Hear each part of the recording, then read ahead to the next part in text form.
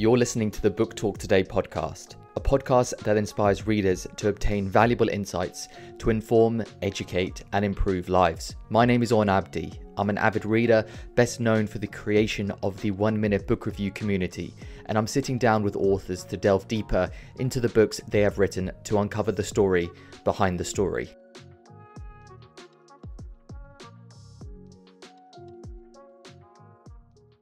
Hello everyone, and welcome to another episode of the Book Talk Today podcast. Today we are joined by Tom Bergin. Tom is a journalist at Reuters and an award-winning journalist, and today we are discussing his book, Free Lunch Thinking: How Economics Ruins the Economy. Tom and I had a wonderful conversation about his book. The book is a technical look at free lunch thinking, and we discussed economic models, we discussed the establishment of different ways of economic thought, supply and demand. It's quite technical ways of economic thinking, but we also discussed equality, income, and we also discuss the equality in the economic system and what can be done to combat this. I hope you enjoy it. Tom, it's a pleasure to have you on. Thank you. And thank you very much for having me on. It's lovely to be here. You're welcome. So when I read the book, I studied economics at school and I studied it partially at university. My discipline was politics, and we did some option modules in economics, and reading this was a throwback to the economic models that I was reading about at school. So I think as a place to start, I think would be to talk about what is free lunch thinking. Great. So, well, yes, thank you. The title of the book, the main title is Free Lunch Thinking, and it's taken from a phrase that was popularized by a very famous economist called Milton Friedman. And he wrote a book which used the title, There's No Such Thing as a Free Lunch, which was an old phrase that'd been around, but it was one that he popularized. And I guess what he meant by that was that sometimes in life, in politics and economics, society as a whole tries to avoid some cost or burden, and it tries to get rid of that by shifting it on to somebody else. And what he's saying is that at the end of the day, the saying derives from being in a bar, I believe, where they used to dole out free lunches. And the idea was, of course, to keep the drinkers there all day. But of course, the cost of the lunch was reflected in the price of the alcohol. Now, what the point that Friedman was making was that's the way life works. When you try to avoid the cost of lunch, you're going to pay for the price of your booze or whatever else. And he was saying that in society, we do this sometimes. So we try to enjoy a benefit that we might not otherwise have, or we try to avoid a cost like a tax, and we shift it on to somebody else. Or maybe we don't shift it onto a person, we try and shift it onto a company because, hey, companies don't vote, so that's going to be an easy way out. And his point was, when we try and do that, we sometimes not just fail to make the cost disappear, we also perhaps increase the size of that cost overall to society. So he was saying it's a damaging exercise to get into to try and avoid free lunches, try and enjoy free lunches. Now, with the book, and what I'm doing is, and just the basic structure of the book is, I look at different ideas, broad ideas that influence policy, mainly around the economy, but also in areas like health policy and the environment, and some other areas, and look at the way in which these ideas, and I challenge those and say, we make policies that impact, probably billions of people's lives based on these so-called truisms, but they actually don't work. They don't work. The track record shows that, and also looking at the only reason that we do believe they work is because of they're conform with the broader theory, not because we went out and discovered something that made us think they work. And so but these issues, what these 8 areas have in common is that they are all orthodox economics beliefs.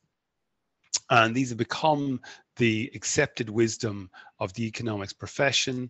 And these are then imparted to policymakers who have largely taken them on and enacted policies.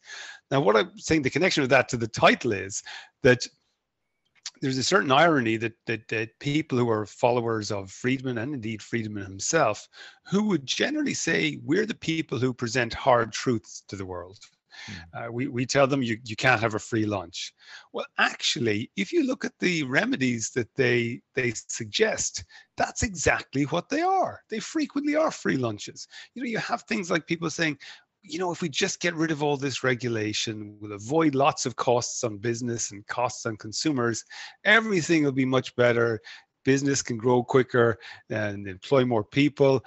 Products in the shops would be cheaper. So there's a free lunch. We're just Mhm. not thinking about the fact that actually these regulations also avoid costs. Of course, a really famous area of free lunch, what I would call free lunch thinking, which is to say this idea that we think we can have free lunches, is the area around supply side economics, and this idea that you can cut taxes and enjoy an increase in revenue. It's counterintuitive and also wrong. Nonetheless, from about the 1970s, this became the accepted wisdom of the Republican Party in the United States, and to a large extent, the accepted wisdom of the Conservative Party in the United Kingdom. It's not true that all conservatives or all Republicans believe this, but it is a very widely held view among Republican leaders, certainly the Republican leadership in the United States. But here, Boris Johnson has repeatedly defended supply side economics and the Laffer curve. And this was a very big break, as it happens, from old school fiscal conservatism. So this is not an inherent part of conservatism necessarily, but it's something that was adopted from the 1970s on. But that's a really good example of, we think that we can have an easy solution to a really complicated and difficult problem. In this specific case, we can have more revenue with less pain. So that's the idea with the main title of the book, Free Lunch Thinking. The subtitle is How Economics Ruins the Economy. And the idea is, obviously there's a degree of joke there, but the point is, I'm trying to be slightly amusing perhaps, but also the main key point here is that we do these things. The eight truisms lead to policies with the aim that it will make the economy grow more quickly or make us better off in different ways. They don't specifically have equality or any human social outcome objective. They're quite specific. It's really about making us richer. And what I'm saying is, actually, in this case, they don't work, and they ruin the economy by not making us richer, and the particular impact on that in certain people can be felt very hard. And a clear example of that, of course, is I talk a lot about the minimum wage. One chapter is about the minimum wage, and that was a situation where orthodox economic thinking, which was held by both people on the right and the left of politics for decades, held off people getting more modest wages, more livable wages at the lower end of the earning scale, because in the United Kingdom we didn't have a minimum wage, and in the United States there was huge resistance to increasing that. So for a lot of people, it might seem a bit harsh to say ruining the economy, but for a lot of people, they weren't partaking in the economic gains because of this economic orthodoxy. Definitely. And the thing that I liked about the book was a consistent thread about the fact that I felt like, especially in the subtitle of the book as well, it's humorous, but obviously there is a truism there in the sense that when I was studying it, it almost felt like there was a politicization of economics. And when you read about history, whether you read about the Thatcher era or the Republican era with Ronald Reagan, you almost think as economics has become politicized in the sense that the information can be distorted dependent on your political views rather than the models or the data itself. Indeed, the dominant political wisdom of the day has been very influential on economics. And what's interesting is the models that people hold to be true themselves can be determined by the political wisdom, which, when you think about it, on the face of it, that sounds, oh, well, of course it does. No, think about what's really meant to be going on here.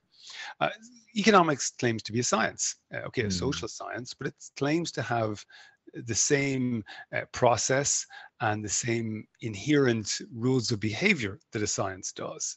And so consequently, the understanding is that we make advances in what we generally, or what the economic community accept to be true is something that's revealed through a gradual process of invention and discovery. Okay, sometimes you might have a jump, but generally you're building on previous knowledge and gradually getting smarter. That's what happens with medicine or in physics. But in economics, that's actually not what happens. The economic community can believe something, to a large extent because that's the consistent political feeling and wisdom of the day. Or it can even believe something because, well, we haven't really studied this area before, but we understand that the world is determined by supply and demand curves. So, well, this is a financial transaction, so it must be determined by supply and demand curves. An example of this is the minimum wage, where it was absolutely held to be the case that bringing in a minimum wage would reduce employment. And economists believed that for decades. And the reason they believed that was because it had to. It had to, if you saw the world in this sort of supply and demand curve, to describe the labor markets. So that was an example of there was not even a pretense really about information. People believed that just it had to. So it would do. If the more you looked at it, you would find evidence of that. But they didn't believe it because they had found evidence. They believed it because they expected, if they were able to look in a more detailed way, they could find evidence. And with respect to the political mood of the time, we saw in the post-war era, we saw a large expansion of governments on both sides of the Atlantic. You had things like the National Health Service coming into formation here in the UK. Just gradually, governments did a lot more. More infrastructure was being built by governments, etc. And also the economy was just ticking along nicely. Actually was picking on very strongly. It was sort of 3% growth, typically per capita, significantly above long-term averages. And the government was becoming more involved in the economy. So people accepted, well, government is pretty good at helping run the economy. And then you have the 1970s and that growth tapers off and people suddenly think, well, maybe it's not government. And in the United States in particular, you had the emergence of sort of anti-government thinking, and it certainly influenced economists. And economists started to look for evidence that governments were causing harm in the economy. And they started to produce studies which showed the larger the government was. So if that was in terms of tax to GDP ratios or spending to GDP ratios, they were saying, oh, we found that slows growth. And, that was something, there was a huge demand for those kinds of studies, and they were duly produced. Of course, then everybody took a breather and they started looking at them. Even indeed, the people who produced that sort of first wave of studies in the 1980s and said, actually, no, now when we look at it, not really, it doesn't work that way. But, the damage is done. That information feeds into the public consciousness and sort of stereotypes build up. Do you feel like there's an inherent flaw then in the way that economics is purveyed as a science then, because it can't be tested in the same way that perhaps physics can or chemistry can? Well, definitely, I have sympathy for economists in that they're not able to isolate a sample group of people and kind of run an experiment, then run it again. How do you, what's the impact of interest rate changes or tax changes? To really kind of corral people off is just not possible. So I understand that, and I think in the book I acknowledge that. However, you can't fail to do that and then claim to have the same level of certainty that someone does in physics. And there's a great quote that I cite in the book, is by Robert Solow, who's a famous economist. And he talks about how the best and brightest in economics want to perceive economics as being the physics of society. They thought it was this machine. We can understand how it actually works, and you kind of tweak a lever here and pull a knob, or the other way around, isn't it? There, and we can make these things happen. And I think that's problematic, that economists don't acknowledge their own ignorance or the paucity in their own evidence. And there's one kind of thing that particularly troubles me, and this is something that was highlighted by Ronald Coase, who was a a paragon of the Chicago school, a very right-wing, conservative group of economists, and he won a Nobel Prize. He was British, but he lived a lot of his life in the United States. And what an interesting figure, because he lived for such a long period. He's over 100. He was still, talking and giving speeches, etc. But he talked about something he was very uncomfortable with, which is what he called blackboard economics. And he said a big problem was that economists really are focused on the blackboard and drawing equations and looking at data sets, but not actually going out into the world and seeing the way that people and businesses really behave. And I found that amazing. And just as a journalist, if we are writing about a phenomenon, it's absolutely required that you would find examples of this phenomenon. But economists can conduct studies where they say that millions of people have changed their behavior in response to a policy change. And that could be, we find millions of people who've quit smoking because of an increase in tobacco taxes. And they'll just determine that without actually ever gone out and really examine, people's decision making. Or they'll say that businesses have responded in this kind of a way to a change in regulation. And usually when they say that, what's really going on there is they have found a correlation in some data. And on that basis, they make a jump to saying this is the response, a behavioral response to the policy. That is self-evidently a problematic intellectual process. The finding of a correlation, one of the things I say in the book is that in the financial markets, people joke about this. They joke about the way that people use correlations to identify causation, to say, that's the two are linked, because you can find so many correlations in life. And it could be the stock market rises on every second Tuesday when it rains. It doesn't mean that if it rains on the second Tuesday, the stock market's going to go up. But in economics, unfortunately, those kinds of correlations can often be found to be proof.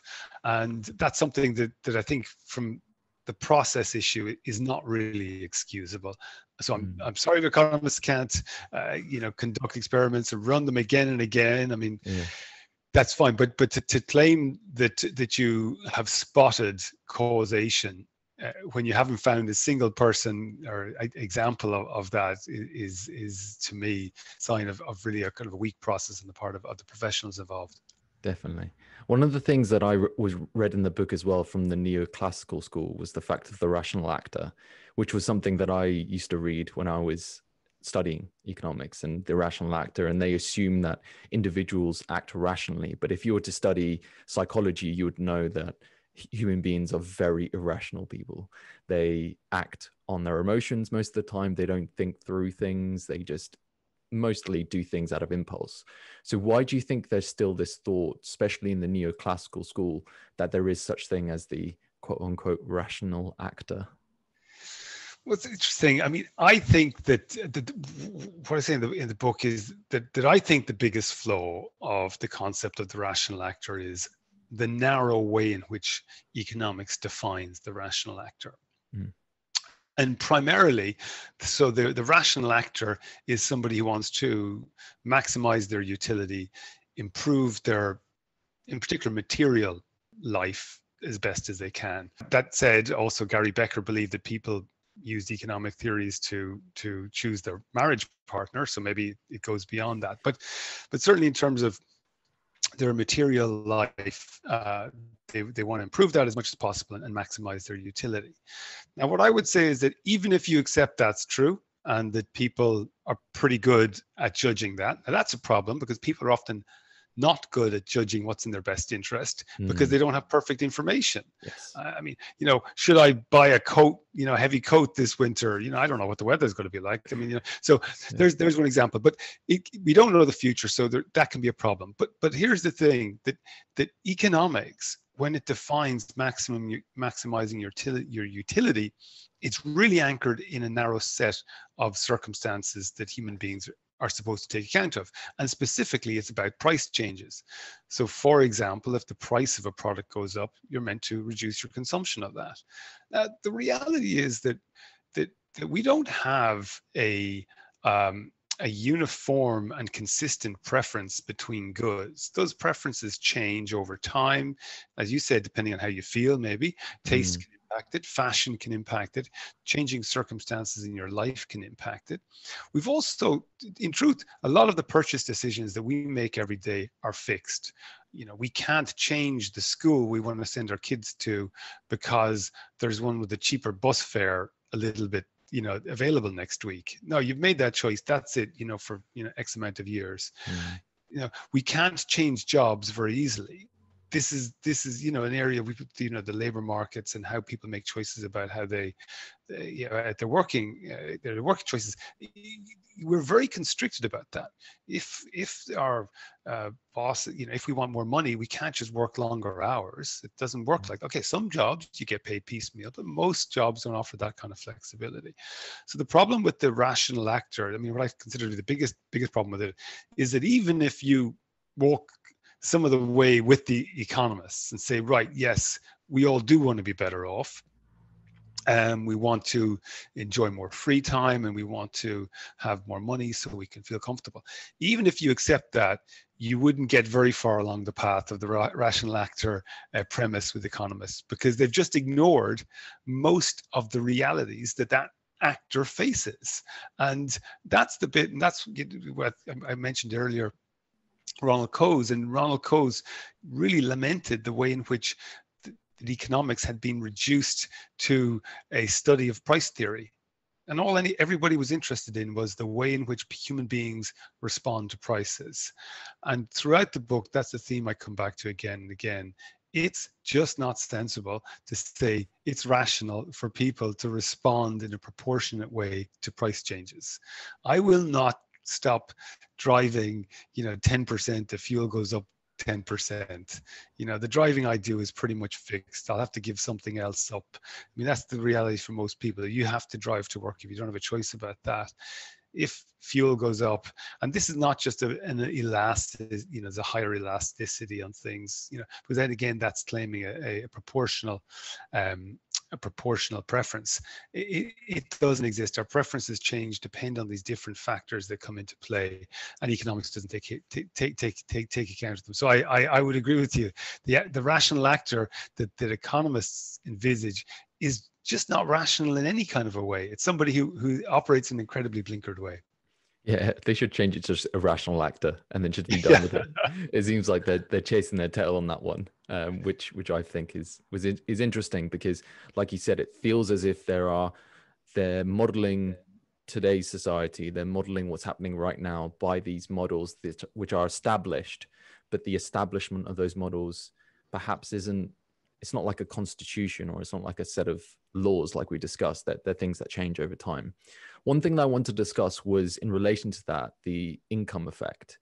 So you discussed in the book, you gave some time to discuss the income effect. And there's obviously discussion around reducing working hours for the sense of health and well-being, and how the reduction in the working hours over time has actually been correlated to an increase in the actual income, in general income. So could you explain that effect in more detail for those that are listening that perhaps haven't read the book? Sure. So this is one of the areas where economics, I think, and a lot of people would argue, really falls down, is around labor markets. Because the question is there a labor market the way that we envisage labor markets? Markets, namely an upward rising supply curve, which is to say that if you increase the price of something, people will want to supply more of it. And then on the other hand, you've got the demand curve. And if you increase in the price, the amount, sorry, it goes up that way, the amount people want to supply decreases, or want to purchase decreases. Now, in the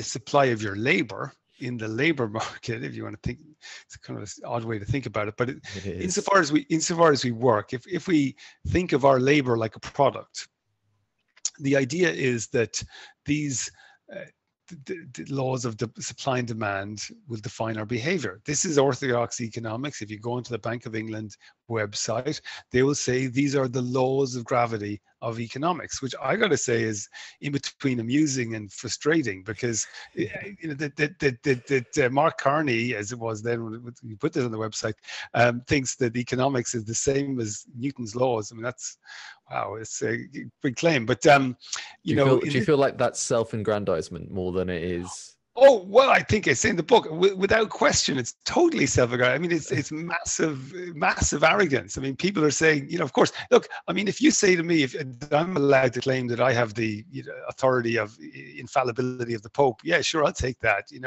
you can listen to me opine in the pub all night. I mean, you're going to actually give me jobs and positions of influence, which is what economists have enjoyed, because they have received not quite papal infallibility, but they've been awarded a huge authority on subjects. So yes, they want to say that these economic laws, like the laws of supply and demand, are like the laws of gravity. Well, they might be the laws of gravity of economics, but it just tells you a lot about what laws are in economics, not about physical truths.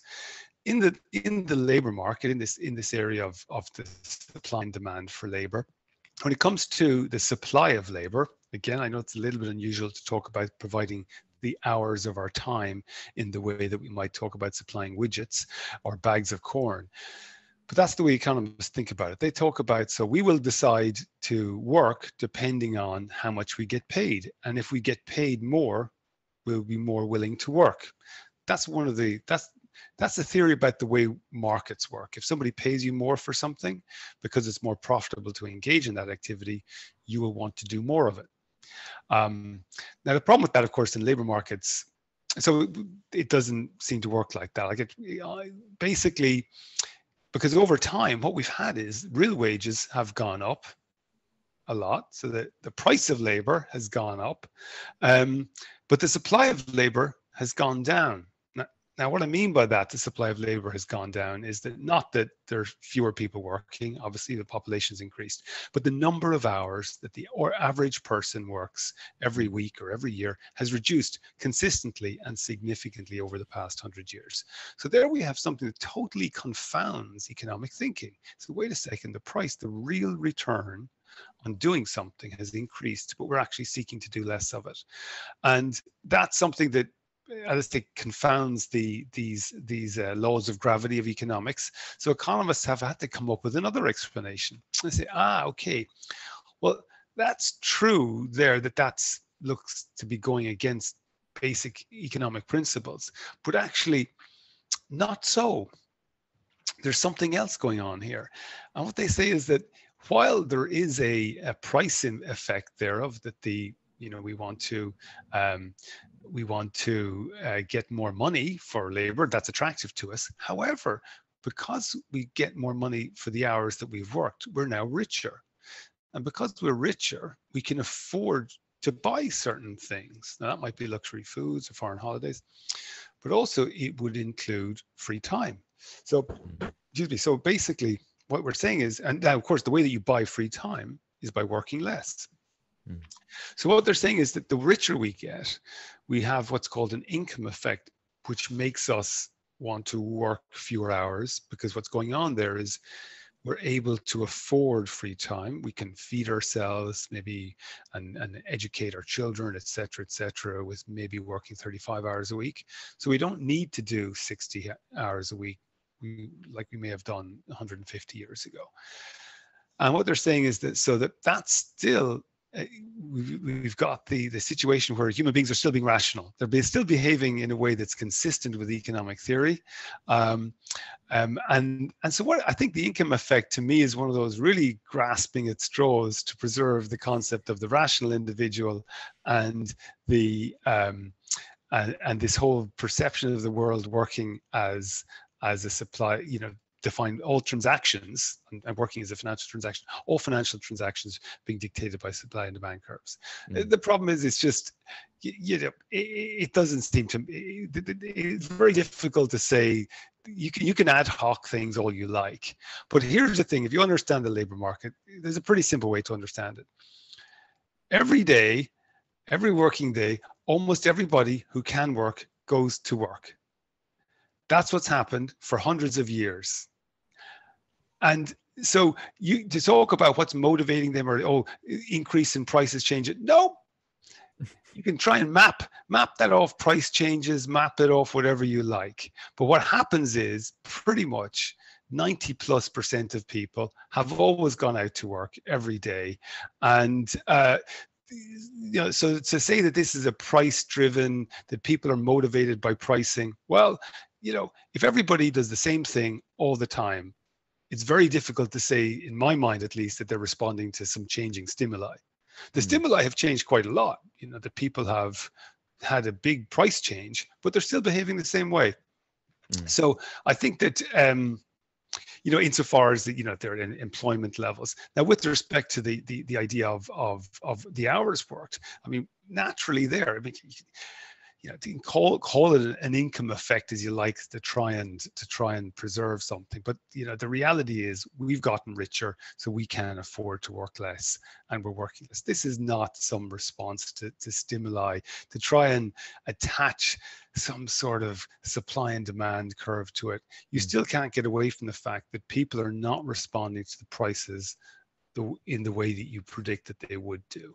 And I think it's an example of one of the, what I would say, the broader failure of economics, that they just can't engage with that and say that it doesn't really work very well here. And several many great economists, or well-known, regarded economists, have raised the question of the labor market. And I think it's a pity that it's one of those examples that looks incredibly weak as evidence of supply and demand curves determining things. But economists just won't let it go, and we still seem to be. And other areas I look at the book, even when it comes to labor market regulation, it still is influenced by this concept that economists have to see labor market like every other kind of market in terms of supply and demand curves. And I think there was 3 factors you talked about in the book that they don't look at as well, which was deregulation, globalization, and changing technologies in regards to the labor market. Is that correct? Well, I think that there are certain aspects of certain theories that one can look at, that the idea is economists want to be able to explain everything through their framework. And so, for example, so basically everything has to be, and this is indeed one of the difficulties with economics. The world is incredibly complicated. The economic world is complicated. It is arguably more complicated than the physical world. And what I mean by that is that human beings are independent actors. So that makes the task of economics more difficult.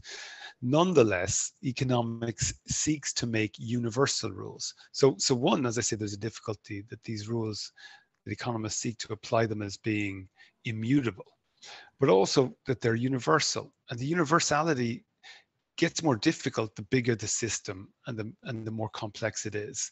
And that's one of the difficulties. And we get these things whereby someone will say, oh, this theory is a bit better explaining adoption of technology, or this theory is, it can bring in this element.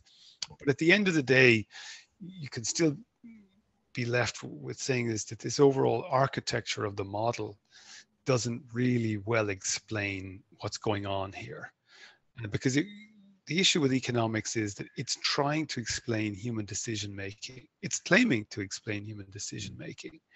And as I said, human decision making is very complicated. And if you want to nudge people in a certain direction, if you want to encourage them to eat more healthily or to do anything else, it's you devise these policies, but claiming you understand human beings when you don't, and claiming that they behave in a very predictable way, subject to influence by a very narrow set of factors, I think doesn't really help anyone. And that's unfortunately that one of the main shortfalls of economic theory.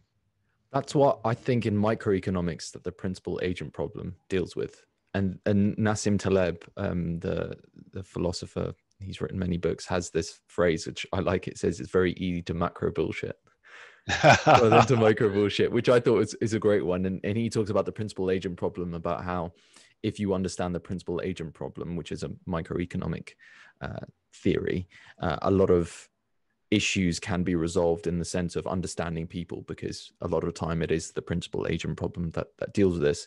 So do you think enough companies and institutions give credence to the principal agent problem, or do we need to have more of a discussion about how that plays a role in decision making or economics in general? I think, I think the principal agent problem, there is obviously an issue. I mean, I say in the book, if you go back to the Old Testament, the New Testament, gosh, Yeah. okay, former altar boy, I should get this right. I got that right. But I think, Jesus, I think it's the story of the talents. Jesus told the story of the talents. And we see this issue of that problem of people behaving in their own interest or not. And it's a real thing that obviously people are motivated to manage their own interests before others. If they're given a job, they always do it with the eye to their own future before other people's. Nonetheless, I think that one of the things in the book, I do think, is that an over focus on that problem and the attempt to solve that problem with respect to executive remuneration has been one of the big commercial failures of the past several decades. And what I mean by that specifically is that if we look today at executive pay, we've had an explosion of executive pay over the past, really it started in the 1980s. It's really interesting because actually we had an explosion of executive pay in the 1920s, and we had something which now everybody says is impossible, which is a massive contraction in executive pay. No, it's happened before. It could happen again. So that's one issue we should keep in mind when we discuss this issue. But over the period, the post-war period, really, well, actually from the late 1930s on, there was a huge stagnation in executive pay. I say stagnation like it's a bad thing. It rose in line with other wages. There was no particular spikes or massive upward trajectory. Nonetheless, at that point in time, U.S. corporations in particular, which we got great data on the pay and the performance, performed really, really well. And it depends really on whatever way you want to look at it. If you want to look at share prices, markets performed well. If you want to look at profitability, earnings per share, corporate profitability generally rose. If you want to look at the market dominance of particularly U.S. companies, as they say, very strong. So there was really no problem in American business at that period, and pay was tipping along. Everybody was having, in the economy, we're having pretty good above inflationary pay rises, but nothing outlandish on the part of chief executives. Then you hit the 1970s, and the Western economy had a lot of problems. You had the oil price crash really accentuated these things and brought them out to the fore, but some of them were longer term. And you saw, particularly in the United States, a stagnation of the stock market. You had a big crash here as well in the early 1970s. But particularly in the US, you had the situation where the market had been doing wonderfully for decades previously, pretty much, not quite interrupted, but it's very clear long-term upward trend, and then a period of stagnation. Now, economists, of course, as I said, and particularly at that time, were beginning to be very focused on prices and the importance of prices, and also the idea that markets were always right. So they're looking at the stock market, and particularly I look at Rochester University and some people there. Rochester University is one of the freshwater universities of in around the Great Lakes. Obviously, most notably Chicago is one. They tend to be more conservative than the universities on the coast. But in any case, Rochester, you had a number of people there who started to look at this, and they said, well, we can see, well, markets are efficient because that's the way markets are. They're always right, and the stock market is weak. Companies' share prices are low. I said, well, if markets are right, well, then there's got to be a problem here. The market is giving us a signal that companies are doing something wrong. And they started to look at that. And again, they were doing that through the prism of that prices determine everything. And they looked at it and said, wait a second, gosh, chief executives don't have a, very variable pay. It tips up over time. but it doesn't seem to be very linked to anything that, stuff that happens to the company. And they said that, if they devise this idea, so well, as one of them, Michael Jensen said, well, if you pay executives like bureaucrats, you're going to get bureaucratic performance. And they were saying, well, we've got pretty poor performance over recent years in the stock market. So what we need to do is encourage managers to behave like shareholders, to get rid of this agency principle problem. And they were ignored the fact, of course, that entirely that for 3 decades after the Second World War, you hadn't had this sort of performance-related pay, options-linked pay, etc., and that corporate profits had performed incredibly strongly. No, they looked at that very narrow period and said, "Bang, we've got a problem. Market's giving us a signal, and it's all down to the agent principle problem." I don't think there was a problem. I think that, as I say, you had a period of weakness in the stock market. If you look at what was going on there, that was a confidence problem. We know that because corporate earnings didn't, fall into a hole. EPS just was low, and that was reported on widely at the time, just that the market got less confident because markets are not efficient. They're not always right. So we ended up trying to solve a problem that didn't exist, and we did it partly through this prism of the principal agent problem. So I think that's a case maybe where it's been applied with gusto and hugely enthusiastically, excessively, and led to a situation where executives get paid on a level that previously was unimagined, and we haven't seen a commensurate improvement in performance. So I think that's one of the areas maybe where it hasn't really stood out on its own, unfortunately.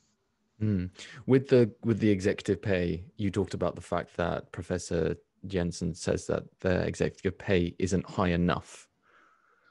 So where does that go with executive pay? Because I know there's a lot of backlash at the moment to executive pay, the fact that they get paid in proportion to the workers an obscene amount from a percentage wise. So where do you think that goes in the actual field, in the sense of in practice rather than in economic theory?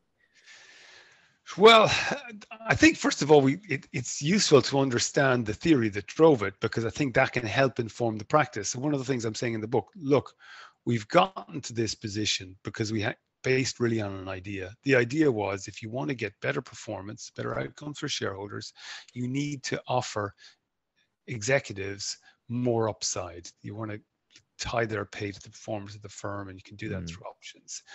Now, we've tried that. We haven't had the better performance. If you look at it, you shouldn't have thought that in the first place, because previous experience wouldn't have led you to conclude that. The correlation was weak. It was incredibly only established through a very narrow time frame, by examining a very narrow time frame. So first of all, I think it's worth saying, it's important to say we got here by believing something that wasn't right, and that certainly allows you to leave this place. And in terms of moving forward, I think that it is first of all important for investors to accept that. And one of the reasons that executive pay continues to rise at very high levels is because investors, particularly institutional investors, do still seek to drive improved performance by paying more. I'm not sure entirely clear why they keep on thinking this, but I read a lot of research notes from sell-side analysts and others, and they still seem to think, and buy-side people, which are investors, and they still seem to live in hope that if I pay this guy more, he'll deliver better performance. But if you think about it, the chief executive's role is to really think about the future and the sort of 20-year time horizon for companies, and make fundamental strategic decisions. And realistically, that's about judgment. And as one former executive who's an academic now at Harvard, so, there's really nothing you can pay people to make them better decision makers. And I think it's difficult to get away if you accept that fact. You will look to other solutions. So I think the thing is that investors need to come on board.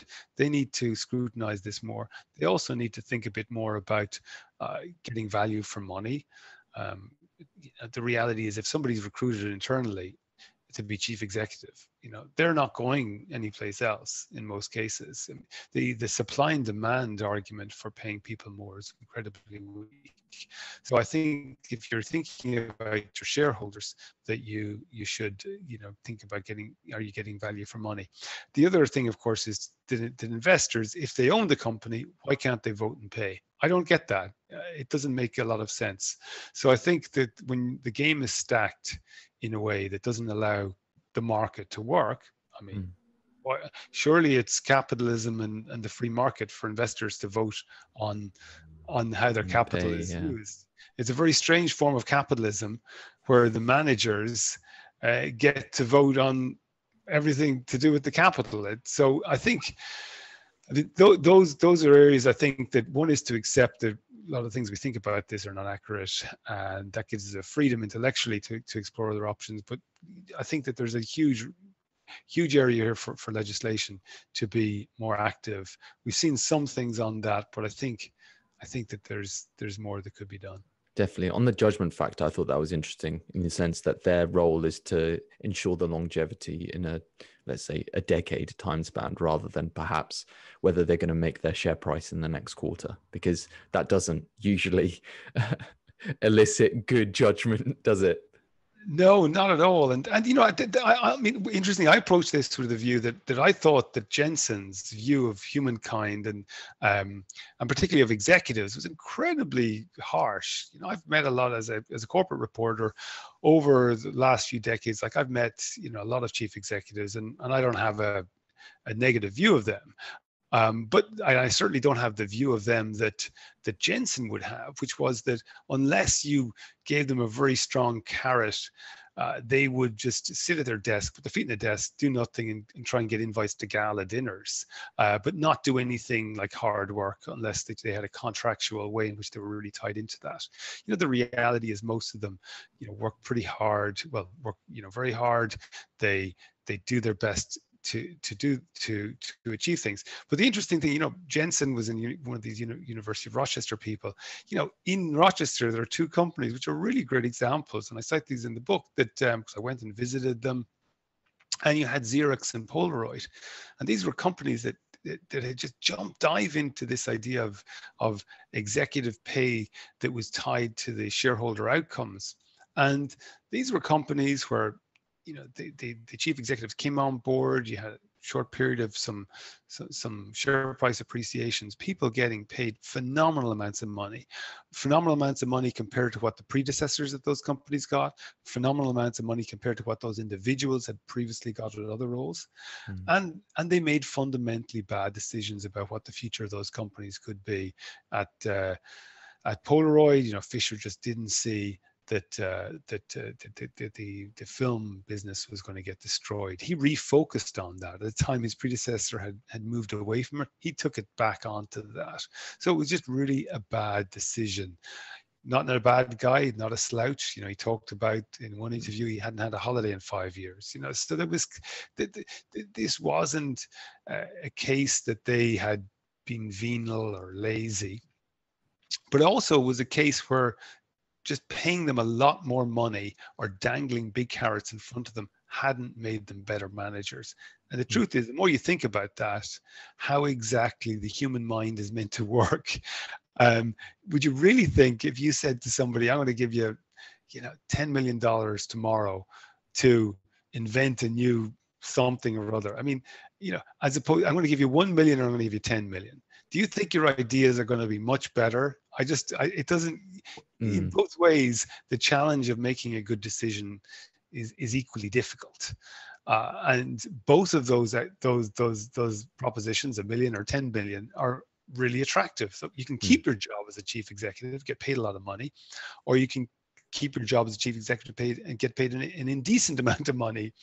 You want both of them, but the challenge you face is still the same. And that's the problem that we have with the executive pay at the moment. It's not tackling that problem. I rarely see that as part of pay more than status. I feel like CEO, the role of a CEO is obviously tied to the pay, but I think a lot of perhaps CEOs do it, or they like the position due to the status and the ability for them to be able to make decisions based on the fact that they are holding those positions of power? I think that there are definitely some chief executives, and my previous book was about BP, and we saw there John Brown was somebody who clearly liked to be involved in major political conversations around issues like the environment, for example. And so I think that's definitely the case. Interestingly, on the pay, that is sometimes a status issue, and this is something I've discussed with chairmen of companies. So the chairman is the person who leads the board and is primarily responsible, in one sense you could say, for policing the chief executive. He's the chief executive's boss, and they'll tell you that with respect to chief executives, they might not care in one way about the money that much. They might say, I'm personally equally happy getting 6 or 12 million, but their own perception of status might say, yeah, but the guy down the road is getting 12 million. So if you pay me 6, then it makes me look like a bum. So, so for them, that is definitely the status thing you mentioned, actually can also contribute to them wanting to get paid more. Yeah, definitely. I think that's the human nature aspect of it. One thing I wanted to touch upon actually was, in the book you talk about equality, and there was the Margaret Thatcher quote that claimed, quote, opportunity means nothing if it means the right to be unequal. So I thought that was an interesting quote, and obviously she was quite adamant on that. And with the deregulation that she put in place in Britain, there's a big push at the moment, especially in the UK and the US, a big push on the left to have more of an equal society, but that's more of an equal outcome rather than equal opportunity. Where is there a place in economics where there's a system where equality doesn't become this contentious issue of outcome rather than opportunity? Because I feel like economics is being used as a political motive for a conversation that doesn't really involve economics in my mind. Economics would say that its primary responsibility is to help increase utility. So it looks not primarily at the equality issues, and that's why in the book, I primarily look at tackling these false economic truths on the basis that they don't say what they don't do what they say they can achieve. So some people say the problem with economics is it doesn't care enough about equality, and that leads to bad outcomes. What I'm saying is, while that might be true, economics also isn't very good frequently at making us richer. So economics, it is in some ways unfair to ask economists to solve the problem of equality. However, I would say one thing, and that is that economics can help entrench inequality. And I think that the overarching the neoclassical model does lend a moral defense to inequality. And you cited Margaret Thatcher there. And what I mean by that is two things. One, if you look at the basic area of wage setting, and this comes back to the minimum wage and why people think that minimum wage had to kill jobs. And the idea was that labor markets are efficient, and that means people get paid the amount, the value they create. So what you earn reflects the value that you add to the economy. And that's because markets are efficient. Now, there's two ways you can look at equality, as you mentioned. Apart from the outcome or opportunity, but if you look at the outcomes, you could say that person is earning that amount, and that person is earning a lot more because that person is that much more productive than that person. And if that's the case, you might say, well, that's not an equal outcome, but it's a fair one. But the truth is that those earnings aren't necessarily indicative of their contribution. You only believe that because you believe that markets are efficient. But as soon as you remove that assumption, then that moral defense of that inequality is harder to sustain. And also, then you have the other issue, which is leading off that Margaret Thatcher quote that you mentioned, is that this idea that inequality while we may not like it, it actually is a positive force in lifting up all the boats. So yes, if I guess the argument is that, okay, some boats will go higher than others, but actually they're dragging everybody up, and it leads to a better outcome for everybody. Everybody, people might be down here, but okay, we allow some inequality, and then everybody can, okay. So, and again, the facts don't support that in the way that supply siders and others say they would. And Thatcher, Thatcher's growth record, during her tenure wasn't that great. This is we tend to think it is. We tend to just assume it is, but it's incredibly. This data is available. GDP per capita, check it. It wasn't fantastic under the Thatcher years, though I may agree with much that she has done. It's not about tackling a record per se, just on that particular that metric, which we sometimes assume is there and it isn't. So I think that there is that issue with economics. Unfortunately, the theory does give a intellectual and a sort of moral justification to inequality that I don't think is actually intellectually rigorous. So while I don't think that it's always fair to look to economists to solve inequality, I think it's fair to challenge them on their defenses of it. Yeah, that's interesting, because we recently had a professor of Black Studies on the podcast, and he wrote a book on the New Age of Empire, and he was saying about how the slave trade has created a system essentially where the economic system that we have is exploiting certain minorities, and that's an entrenched system. And in that book, he basically links white supremacy to capitalism and the economic model.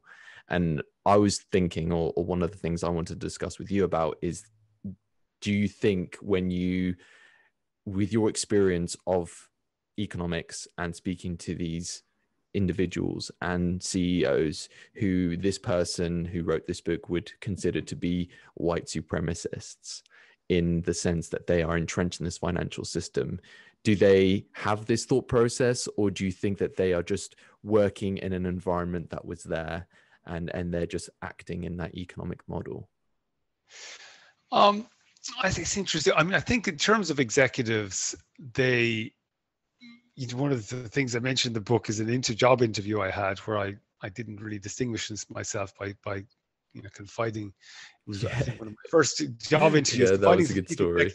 That I thought, well, why did you study economics? I said, well, because it told me how the world worked, and the guy kind of almost laughed at me. But basically, so you have so many executives will be skeptical about economic theory, and they wouldn't use those kinds of theories or assume price sensitivity to be such an important force in the way that they run their businesses. Of course, on the other hand, if somebody's talking about an economic theory to defend them getting a $10 million bonus, I'm guessing they're not going to challenge that theory. But nope.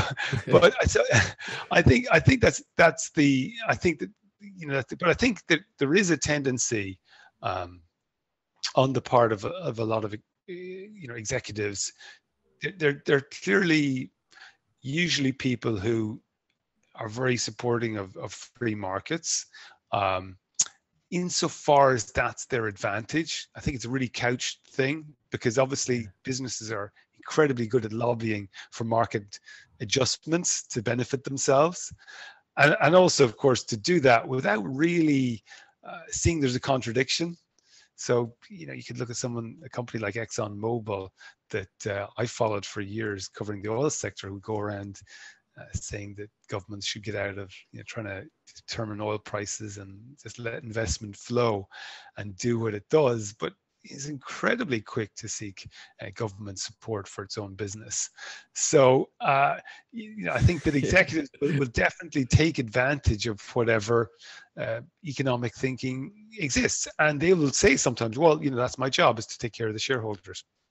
So I think that they would do that. I think that whether there's anything more that they seek to perpetuate some system, I think that I wouldn't say that's necessarily there. Maybe the impact of somebody behaving or in a way that reflects what's gone on before, and not changing that. I mean, definitely that there's not a lot of challenge. You find some executives that think more about sustainability and really try and build that into their business models. You have some people, some businesses who do think more about having more balanced boards. It could be in terms of women, for example. So so I think that there are people, and they may well do that. For a reason that they also think it generates value. I mean, one of the things is, if you have everybody who looks the same, talks the same, similar educational backgrounds, probably going to have some very similar thinking. And obviously the banking crisis was a pretty good example of this, that there wasn't anybody saying, I don't know much about this, but I got to say, this looks a bit weird. We needed somebody who had a different perspective on things. Yeah. Would have been very helpful. So unfortunately, we probably don't have enough businesses who are seeking to change some paradigms. Definitely. I think there needs to be a push, obviously, for the diversity aspect in these businesses and perhaps in the economic model. I just found it interesting when he claimed that everything was at the basis of white supremacy. I just thought it was interesting. An interesting observation. Yes, I mean, I think, if you look at things, I mean, you mentioned about diversity, that, if you look at the economy, what does success look like? And it's very difficult, to me at least, to me, if I look at growth and development of the economy, inclusion has got to be part of that. I mean, we're increasingly an ideas-based economy. Mm-hmm. Why does growth rise very quickly? And why does production grow really quickly in a war? Well, suddenly women are allowed to work. So your GDP goes up. I know it's not exactly the kind of circumstances in which you want your GDP to go up, but what I'm saying is, it really shows that inclusion can have a positive impact, indeed, on income. Mm. And I think that there is an argument, a very clear argument, that equality or diversity, or just behaving in rational way, allowing people to make a contribution, is to everybody's material as well as moral betterment. Yeah, definitely agree with that. One thing I wanted to touch upon as well was you talk about syntaxes in the book. And I wanted to relate this specifically to climate change, because we had Bianca Nogredi, who is a freelance writer. She wrote a book on climate change. And I wanted to discuss, in the book, you talk about sugar taxes, you talk about tobacco taxes.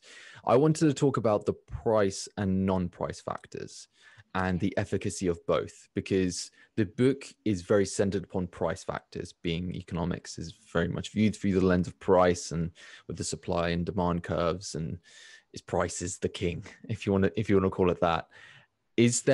Should there be more attention to the non-price factors of behavior when it comes to these syntaxes? And can you compare a syntax, let's say, on sugar and alcohol to perhaps climate change and the way that we behave that way? Well, one of the things I say in the book is, you ask an economist what the answer is, and you're always going to hear its price. And what that means is, in the specific area of syntaxes, is when you're saying we want people to do less of something, well, the economist's answer is, well, change the price. Because human beings are rational actors who really only look at one factor, which is price. So therefore, if you want to change their behavior, change the price. And if that's how you define the rational actor, yeah, that's the outcome you'll necessarily most likely come to. The problem is, when you actually look at the world and what happens, that is frequently not the case. And if you look at, for example, I talk about the cars in the US, automobiles, excuse me, and basically, the US, it was really interesting in the Obama era. Cass Sunstein was brought on board, a really big name economist, famous for the book Nudge.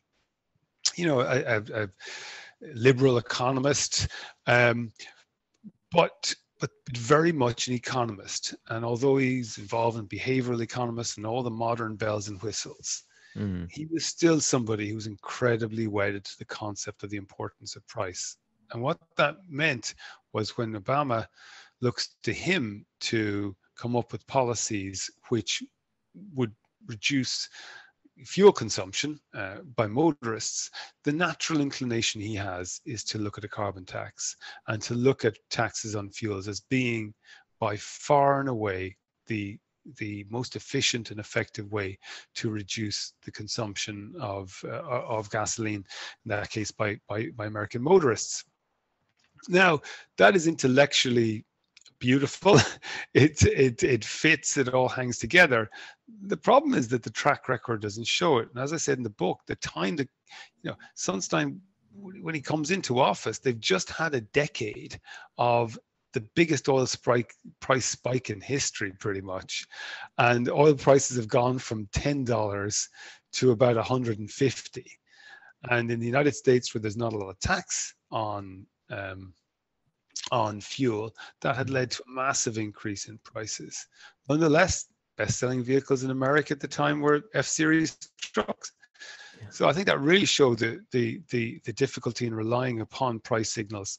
Whereas in Europe, on the other hand, the prices, because the taxes were so high, and because the currency had strengthened, basically the increase in fuel prices over that period had been incredibly muted. Nonetheless, fuel economy in Europe had increased very significantly, far better performance than the United States had made, which I think really just shows that regulation can be much more effective than prices. And you just need to look at the world and look at what happens in the world to indicate how you believe the world works. That's all I'm saying, really. It's just a much more effective way than saying, okay, well, the world works, like supply and demand curves determine the way the world works. So, okay, so let's just start plotting the graph. So I think to start with the way the world is does inform us that when it comes to tackling climate change, we really do need to think very hard about regulation. Yeah, I think what you're referencing there was the blackboard economics, wasn't it? The first thing you have to do is go back to the graph, and then the graph determines the world rather than the world determining what you actually need to do. Absolutely. You gotta get the data, then you can plot a graph. Don't draw a graph and then try and fill it with data. That's one way to back up your existing way of thinking about it, which I think a lot of people do. I think a great way to end this, and then we've touched on many different topics in the book, I wanted to sort of ask your thought on this is, what do you think is the main takeaway that you would like the reader to take from this book? Because there's a lot of information that's dense. There's a lot of explanations about core economic concepts that perhaps if people don't have a understanding of them, perhaps can be quite overwhelming. So I wanted to ask you, what is the one takeaway you'd like a reader to get from this book? One thing I'd like to say to people is that the easy answers and simple answers that we're frequently offered, they may come to us frequently from political leaders rather than economists directly, but they're frequently citing economists and existing theory when they offer it, that these ones do not have the intellectual backing that is claimed. And so consequently, we should be skeptical.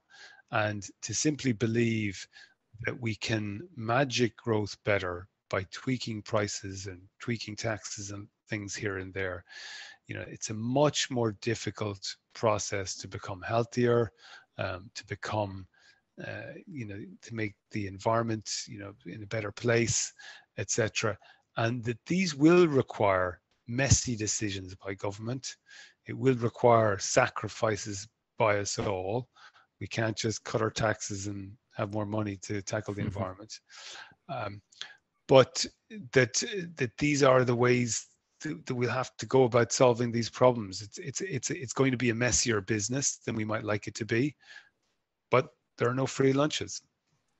There you go. There's no such thing as a free lunch. Thank you, Tom, for taking the time to speak with us. Where's the best place that people can find you online? They can find me at my website, tombergin.net. They can also catch me on Twitter, where they'll see learn about developments around the book and also about my day-to-day reporting on the kind of skullduggery that goes on in the financial world. And yes, so they're the best places to get me, or they can also check on Reuters.com and see what I'm writing there as well. Perfect. That comes up on Twitter too.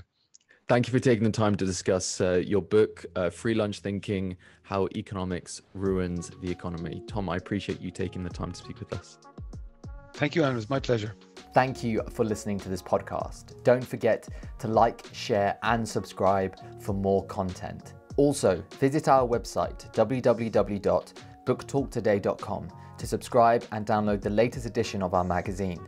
Join our mailing list to receive the first issue for free, to get a taste for the value-packed content that we are offering. Book Talk Today, for readers, by readers.